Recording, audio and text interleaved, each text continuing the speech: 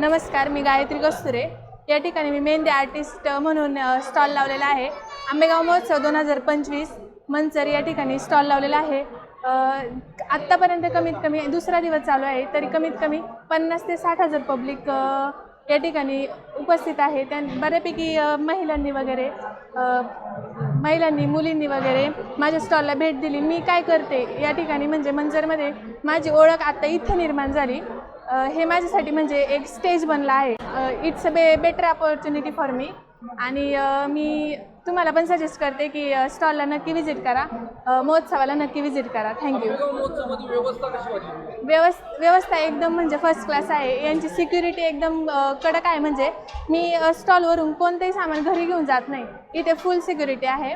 2 वेळी चहा नाश्त्याची वगैरे सोय आहे। लाईट स्वच्छता एकदम सगळं प्रॉपरमध्ये आहे। इथे आम्हाला पाणीसुद्धा व्यवस्थित पुरवलं जातं। आंबेगाव महोत्सव हे आमच्यासाठी आणि माझ्यासारख्या बऱ्याच मुलींसाठी एक चांगला ऑप्शन आहे।